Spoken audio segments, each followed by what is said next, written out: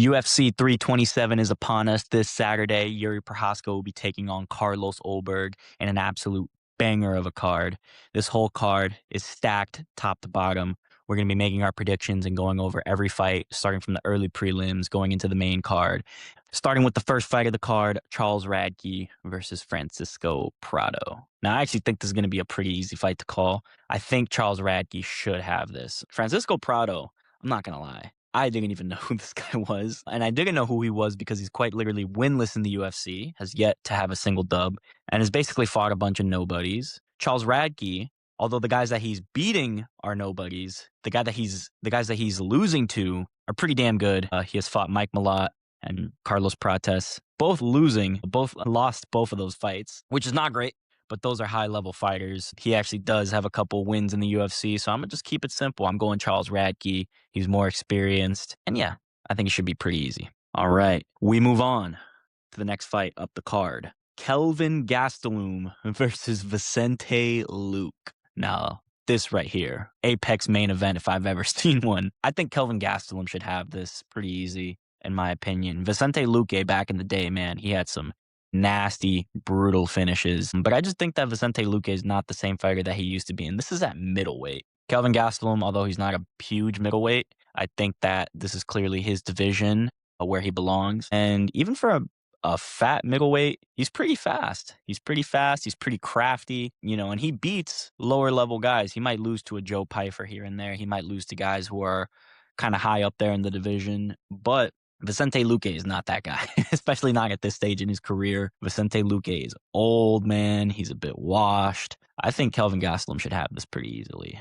It's kind of easy to look past Kelvin Gastelum. You just look at his fluffy physique and you look at how undisciplined he is in terms of his diet. I mean, this guy is known for missing weight. He probably would have been on his way out of the UFC if it wasn't for that legendary fight that he had with Israel Adesanya. By the way, I don't know if you guys have ever seen Missing Weight with Kelvin Gastelum, but that is some fire entertainment right there. I highly suggest you check that one out.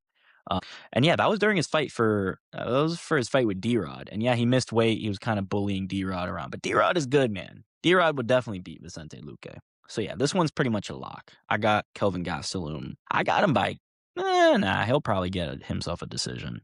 But he could get a knockout, man. Vicente Luque, he's washed, man. He's washed. It sucks to see. We move on up the card. Chris Padilla versus Markel Medeiros. Now, this one is interesting to me. I think Chris Padilla should win this, but he did miss weight. So it's going to be a little interesting to see. I'm not going to think about it too hard. I'm going to go Chris Padilla. He's a little more experienced. I think he's going to be able to edge out a crafty vet win. When he weighed in also, I noticed that he had a little smirk. All right. It might be all part of the plan. The plan might be to straight up weight bully Markel Medeiros. So I'm going to go ahead and pick Chris Padilla by decision. We move on. Female Habib, Tatiana Suarez versus Lupi Godinez. Guys, I don't know what the hell her name is. It looks like goodness, but it's like Godinez. I'm not going to think about this one too hard. I'm picking female Habib. Now, I see people trying to go into the weeds of a WMMA fight, by the way. Guys, listen. All right. We're going to have to make a new rule that you don't have to act like you actually enjoy watching women's MMA fights to act like you're hardcore. Let's be real, right? This actually is a pretty interesting matchup, but let's not get too much into the weeds about this stuff. I think Tatiana Suarez, she's a good grappler, even though actually, man, I say she's a good grappler, but in some of her fights, man, she can't really score those takedowns. She can't really, or no, she does get the takedown, but she just can't really hold girls there sometimes. Lupi, from what I've seen, she has been getting taken down in her fights, but she has some decent scramble abilities, I would say. Yeah, but I don't know, man. This one's actually really tough to call. I should have kind of thought about this a little more before recording this, but look, because now that I'm thinking about it, man, Tatiana Suarez, let's be real, she's not really that good. And I knew that she was going to lose against Zhang Wei Li. I knew that. All right, I knew that Zhang Wei Li was going to be too much for her, but still, I don't know, man. It's like Tatiana Suarez has that grappling advantage, but Lupi Godinez, I like how I said I'm not going to get too much into the weeds about this fight, and then I'm over here racking my brain over it. So you know what? Screw this. I'm going to go Tatiana Suarez. She's the grappler in this instance. I think she's going to be able to take Lupi Godinez down, and that's kind of all she wrote, WMMA fight. What else can I say? All right. We move on up the card. Mateus Gamrot versus Esteban Ribovics. Don't fall for the trap, ladies and gentlemen, of picking Esteban Ribovics. Now, I know that Esteban Ribovics, I could see his path to victory here. All right, keeping it on the feet, tagging Mateus Gamrot. I could easily see this guy winning by a decision if he keeps it on the feet. And I know it's easy to pick against Mateus Gamrot. He loses fights that he should not be losing. And some of the fights that he's winning, I don't even know if he won that fight. Okay, I don't know if he lost that fight against Hooker, but like that fight could have gone either way. It was a close fight. But the point is that he should not be making it that close with Dan Hooker. He won against Arman, but I thought he did pretty damn good in that fight with Arman. But, again, it was one of those fights where it's really, really close. So a lot of people say it was kind of a robbery that Arman should have won that. It was a close fight. And the fact that he actually is going to a close decision with Arman, to me, is actually a good sign. So I don't know, man. I'm feeling a Gamrot smudge victory here. Esteban Ribovics, his grappling hasn't been proven, and it's like, who is this guy beating? All right, okay, let's look at this guy's wins.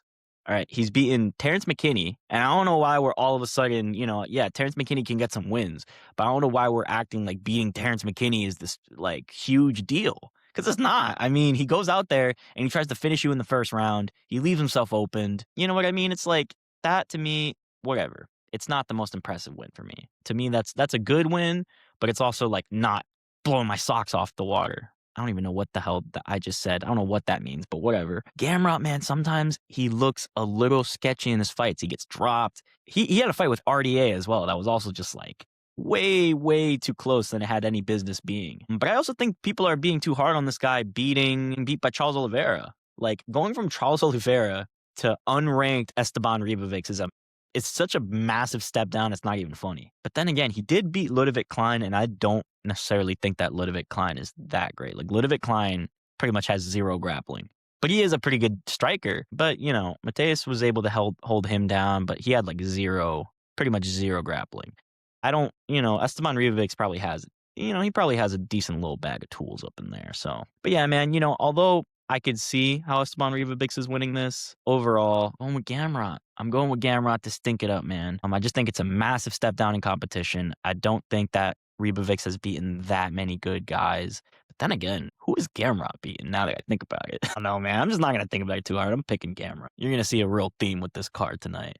We're just not thinking. And speaking of not thinking, we move on to the next fight.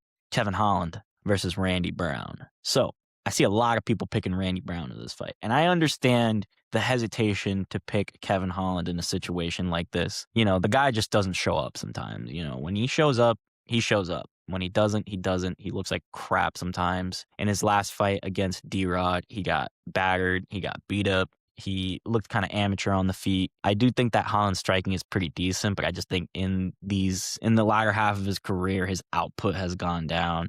Just overall, how serious he takes the fight, it's not really the same as it was in 2020. He's still super active, which I love. But yeah, man, I thought that he should have beat D-Rod, and, he got beat up. But D-Rod is pretty good. D-Rod has great boxing. He's dangerous in the pocket, which I can't say for Randy Brown. Guys keep hyping up Randy Brown, but it's like, I've just seen Randy Brown consistently get chinned by high-level guys, all right? Just recently lost to one of the Bonfim brothers. I think it was, who was it? One of the Bonfims. It wasn't Ismael. It was the other dude, Gabriel. Just recently lost to Gabriel Bonfim, and Bonfim's pretty good. Clearly is a contender at welterweight. Losing to JDM, who was champ, who was really, really good, slick-ass boxing. And who else did he lose to? I think he got TKO'd by Nico Price back in the day, which is just fucking crazy, all right? But, yeah, man, it's like, I don't know. It's like, I know that Kevin Holland is not the safe pick, but it's like, I gotta go with Kevin Holland, man. I mean, he's just more well-rounded. He has a similar build to Randy Brown, all right? I've heard that Randy Brown, he can struggle against, guys who are of the same frame as him, right? So Kevin Holland is the same frame. He also has decent striking, mainly just staying long, popping up the jab, throwing kicks. The thing that does kind of scare me about Kevin Holland is that, like I said, he just does not take fights as seriously as he used to. He kind of fights nowadays like He's basically just fighting for a check, and you can tell by the way he fights, he likes to try to get the easiest win possible. He'll go out there, and even if he catches a whiff of a submission, he's going to jump on it. He's going to try to get that early first round submission and get out of there with his pockets full of cash, you know? So I'm afraid that, Kevin Holland might put himself in some bad positions here trying to go for that sub. But yeah, man, it's Randy Brown. Like, I'm sorry. I just think that guys overrate the hell out of Randy Brown. I've only seen Randy Brown lose. Maybe it's because I haven't seen enough vintage performances. But I mean, I've seen this guy get knocked out. I've seen him get chinned. I've seen him get smudged against the fence by Brian Bagel. And I know a lot of guys say that fight was a robbery. But let's be real, he allowed Brian Battle to just absolutely bully him against the fence. So maybe his grappling leaves something to be desired. And that's why I'm picking Kevin Holland. I believe that Kevin Holland, he's more well-rounded. I think that he can get it done. And I think that Randy Brown, unfortunately, just a tiny little bit chinny, So I don't think that's going to – I think Kevin Holland has a great chin. So I just think it doesn't look good for Randy Brown. I'm sorry for everyone picking Randy Brown, but I just do not see it. I'm kind of just picking like all the big names here. It's probably I'm really living up to my name here of being a real casual. All right. We move on to the featured fight of the prelims. We got ourselves a freaking Bellator like title fight here. Basically, a Bellator title fight on the featured fight of the prelims with Patricio Pitbull versus Aaron Pico. Ole, ole, ole, ole, ole, ole. All right, this is a real ole, ole fest right here. Shout out to Lucas Tracy. I got Aaron Pico. All right. Again, I see guys, trying to be a little bit of a contrarian, picking Patricio Pitbull. And don't get me wrong, I can see why. All right. He is pretty good. I just think that he's a real slow starter. He's one of those guys kind of like Dan Ige, which funnily enough, he just beat Dan Ige by probably one of the most forgettable fights you've ever seen in your life. I quite literally saw Patricio Pitbull and Dan Ige like live. I bought the pay-per-view, bro. Bought the pay-per-view. I'm watching the fight, was watching with all my family. Don't remember a single thing from that fight. The only thing I remember from that fight is me out loud saying, man, these guys really suck. Or maybe I just said Dan Ige sucks. And it sucks because I'm a huge Dan Ige fan. I saw Dan Ige get a great knockout over Sean Woodson in Miami last year. Great knockout. A little bit early. I don't care. I hate Sean Woodson. Definition of a weight bully. But yeah, man, Dan Ige kind of sucks. Like he's just... I just don't like these guys who just sit there and wait and wait and wait for the perfect punch. It's a fight at the end of the day, man. You need respect out of your opponent. And it's like, I just can't stand guys who fight like that. All right. And Aaron Pico is the opposite of that. And speaking of Aaron Pico, all right, we know that he's a fast starter. This guy, I mean, this guy was a massive prospect before he even had an MMA fight, right? When this guy was still 0-0, he was signed on to, I'm pretty sure, like the main card of a Bellator pay-per-view or something like that. Started off as a wrestler, Golden Gloves boxer. This guy's super, super well-rounded. I don't want to forget that. He's still in his prime. Patricio Pitbull is 37 years old. And it's like, I keep hearing people say that Aaron Pico has a glass chin. He's a glass cannon or whatever. It's like, what are you guys talking about? He's gotten knocked out twice in his career. And I've seen guys get knocked out more than that. And it's like, they don't get called chinny. You know what I mean? He got hit with a perfect spinning elbow as he was crashing in. And he won that first round, took advantage of the fact that Lerone Murphy is like the slowest starter ever and brought it to him. All right. And I like that. I like that performance that he put on, even though he got knocked out. I can just easily see him bum rushing Patricio Pitbull and getting the job done.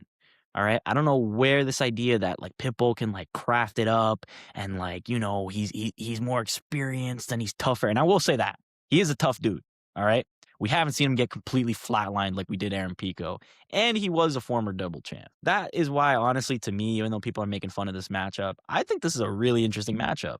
All right. This is a matchup that was probably supposed to happen if Bellator was still around. If Bellator was still around, all right, this probably would have been a literal title fight, right? Which would have been sick. So that's why I'm low-key excited for this matchup. And I'm excited for Aaron Pico to get the knockout, man. All right. I am not falling for the Patricio Pitbull trap. We move on to the main card. Cub Swanson versus Nate the Train Landwehr. I'm picking Nate Landwehr, man. All right. I think this dude is super tough. Even though he's been knocked out a couple times, man, he's always down to scrap. Cub Swanson's last win, I will say, was pretty decently impressive for a guy of his age. I don't think anyone expected him to get that sick knockout over Billy Q. But that was a year ago now, and Cub Swanson is just super, super inactive. All right, this man just does not fight nearly as much as I would like him to. And, you know, I have said in previous weeks that sometimes these guys that go away for a while or are a little inactive, they come back and they have this like mystique to them. But I'm not falling for that trap again. I'm not falling for it. Cub Swanson, it's his retirement fight. 30, I actually think he's like 40 something years old. I think he's like 41 or 42 years old. He's an old man at featherweight. And yet, Nate Landwehr is not a young guy himself, and he's been in a lot of wars. But so is Cub Swanson, man. Like, this is honestly a great matchup because both these guys are tough. Both of these guys have gone into wars. Cub Swanson is definitely the veteran here, though. It's tough. I see a lot of guys picking Cub Swanson because I would say maybe overall, Cub Swanson could probably be considered an overall better fighter than Nate Landwehr, right? I just think it's one of those matches, man, where you just got to look at the age. You got to look at the wear and tear, although they both have a ton of wear and tear. The age is just like, I just can't bet on that, man. I would not put money on a 42-year-old man at 145 pounds. Making that weight cut, it's like, at this age, it must be absolute hell for Cub Swanson. And, I just like the way Nate Landwehr, man, he's aggressive. He's tough. I feel like he's going to really bring it to Cub Swanson. This has the opportunity to be fight of the night, in my opinion, but mainly on the Landwehr side. I think Landwehr is going to really bring it to Swanson, and I think he's going to make it a sick fight. I could see him getting the knockout, but I think he's probably going to win by decision. But, if Cub Swanson were to win in his last fight, man, that would be pretty sick. But as a wise man once said, this ain't peaches and creamville. And sadly, I think he's going to go out on his shield. Cub Swanson is. We move on to the next fight. Dominic Reyes versus Johnny Walker. I can't believe we're really seeing this matchup, bro. The matchmakers are just having fun with this one because this is, oh my God, dude. Okay, we've been talking a lot about glass chins. These are two guys with actual, like, glass chins, all right? Johnny Walker more so. Here's the thing. It's a fun matchup, but I think Dominic Reyes should easily get this. Don't let his number 10 ranking spot confuse you. I still think Dominic Reyes is like, even though he's like right at the number 10 spot, I think Dominic Reyes is for sure a top 10 light heavyweight. Like kind of higher up there. Like even like now, the current Dominic Reyes, who's a little, maybe a little past his prime, I still think he's pretty damn good. The only issue with Dominic Reyes, as we've seen in lots of his fights, the man just, it's just the thing with light heavyweight, man. These guys are just not that skilled. And he makes these like fundamental mistakes that like even a casual like me can see. He'll just crash in and just stand in front of you basically and just he lets himself get hit. He has pretty horrendous striking defense. So that's why I think that a lot of people are picking Johnny Walker here. Johnny Walker has no chin, man. Like Dominic Reyes at least still has like the semblance of a chin. He did have that horrible 3 KO streak where he got KO'd, 3 times in a row. Jan Blachowicz, Yuri. Those two are good. Like I can see that. He went in with the wrong game plan with Jan Blachowicz. He had just felt like he had beaten the greatest of all time. So he went out there, man, with no respect for Jan Blachowicz, and he got finished. And the Yuri fight was kind of a war. Like, let's be real, that's all Yuri fights. You can hit him as much as you want, but it's not going to mean shit, all right? So that was just an uphill battle. Getting knocked out by Ryan Spann is a horrible look, I will say that. But Ryan Spann is super powerful, you know what I mean? So it is what it is. But he got caught bad. Just a jab in the first round, just absolutely out cold. I don't know what was going on with Dominic Reyes for that fight. But shit happens, man. We don't know what was going through his head that night. But I think he's in a much better place now. Yeah, he lost to Carlos Olberg, but like Carlos Olberg is clearly at the top of his division. He's in his prime. He looked great in that fight in particular. And, Dom Reyes just made the mistake he always does. He crashes in, he gets hit. So I think people like weirdly think that that's going to happen with Johnny Walker, but it's like, guys, are we forgetting how shit Johnny Walker is? Like Johnny Walker sucks. You know what I mean? Like he's not good. He's really not. The guy like doesn't like know how to fight. He just kind of goes out there and just throws wild shit. And because he's so long and he's so massive, it ends up working. But like we've seen the videos of this guy getting knocked out in training. Like in training camp, he's gotten knocked out, a gust of wind can knock him out. You know what I mean? All right, I don't know what that McGregor quote is, like a gust of wind, and he freaking he's packing his bags. I think Johnny Walker has a horrible chin, man. And it's like, I think all Dominic Reyes needs to do is crash in and catch him once. And I'm just hoping that Dominic Reyes will have made some changes in his game. I'm hoping that he can come in and just, man, just not be afraid of Johnny Walker. Like I know I said that that was the issue with Jan Blachowicz, but this ain't Jan Blachowicz. This is Johnny Walker, the man who broke his shoulder doing the worm, right? So I'm sorry, man. I'm picking Dominic Reyes by nasty KO. All right. I really don't see how you can pick Johnny Walker. Like I see people talking about this matchup like, well, it's what I just said. Basically, it's two glass chins going up against each other. But there's levels. There's levels to being chinny. All right. And Johnny Walker is like as low as you can get, man. Johnny Walker is the definition of chinny. The definition. We move on up the card to Curtis Blades versus Josh Hokett. Now hear me out. I think he's gonna knock him out, Holmes. I think that the Incredible Hulk is gonna pull out his lightsaber, homie, and he's gonna stick it through the heart of Curtis Blaze. Am I right, Miami? No, I think Curtis Blades should have this pretty easily.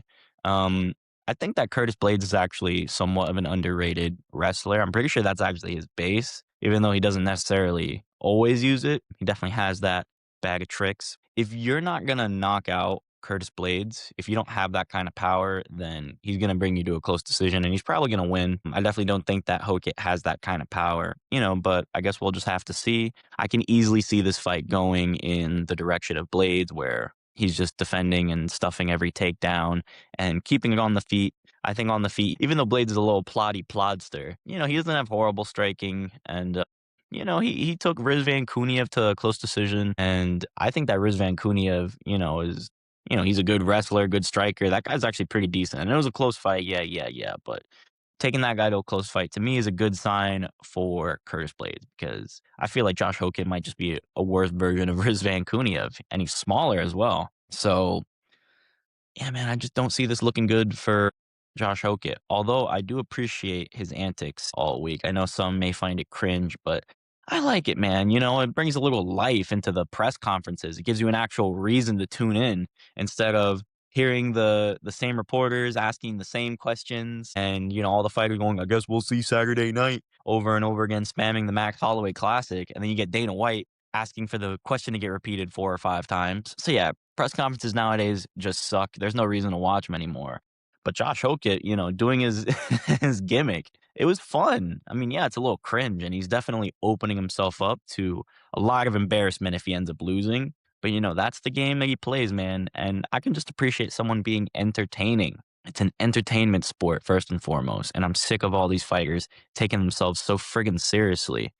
I mean, do what you want, but I like this. All right, let's bring back the trash talk. Let's bring back this is what made the McGregor era so damn good.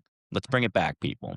And speaking of trash talk, we move on to the next fight, Paulo Costa versus Azmat Mirzakhanov. Now, before I start with this fight, I gotta say, first of all, I appreciate the trash talk coming from Paulo Costa. I'm tired of these MMA fans. They low key convince the fighters like it's like not cool to trash talk anymore. Oh, you're a McGregor clone. You're this and you're that. You're not cool. You're try hard. It's like, who gives a shit? Like, let's try to be entertaining out there. Let's try to make a storyline.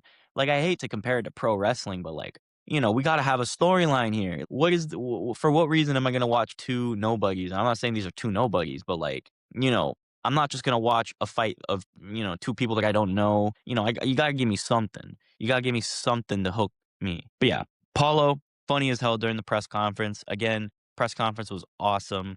One of the best ones we had in a while. And in terms of the actual fight, I will say, even though the trash talking definitely goes to Paulo, I'm scared for him, man. I think that Asmat Mirzakhanov is gonna get himself a nasty, nasty KO. I mean, this is just a super dangerous fight for Paulo. Even though Paulo is a huge, huge middleweight, I mean, he's practically already a light heavyweight. I think he actually did fight at light heavyweight a while ago when he missed weight. I think it was Marvin Vettori, and I think he actually lost that fight. So, not a good look.